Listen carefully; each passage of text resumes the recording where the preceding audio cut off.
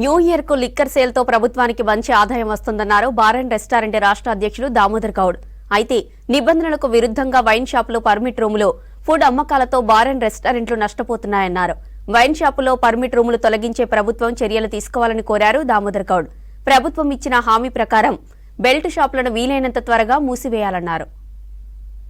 కొత్త ప్రభుత్వం వచ్చింది. కొత్త ప్రభుత్వంలో మరి మా యొక్క పాలసీలో, ఎక్సైజ్ పాలసీలో కూడా మార్పులు చేయాలని మరి సీఎం గారికి వాళ్ళ దృష్టికి తీసుకెళ్లాలని. ముఖ్యమైనది ఏంటంటే ఈ పాలసీల్లో మరి వైన్ షాప్ కానీ, బార్లు కానీ 2 కండ్ల లాంటివి రెవెన్యూ ఇచ్చేవాళ్ళం.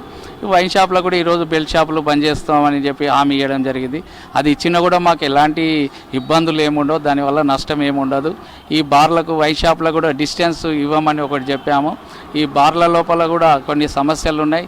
ఈ హైదరాబాద్లో మెయిన్ ఇంపార్టెంట్ ఏంటంటే ఈ పర్మిట్ రూమ్లు అనేది పెద్ద ఎత్తున ఉన్నాయి. పక్క బార్ పక్కలని వైన్ షాప్ డిస్టెన్స్ పెడితే పబ్లిక్, ట్రాఫిక్ ఇవన్నీ ప్రాబ్లం ఉన్నాయి. ఈ ప్రాబ్లం వల్ల ఏంటంటే గత ప్రభుత్వం ఏంటంటే ఈ పాలసీలో మార్పులు చేయమని ఎన్నోసార్లు రిప్రజెంటేషన్ ఇవ్వడం జరిగింది, కానీ దాని మీద స్పందించలేదు.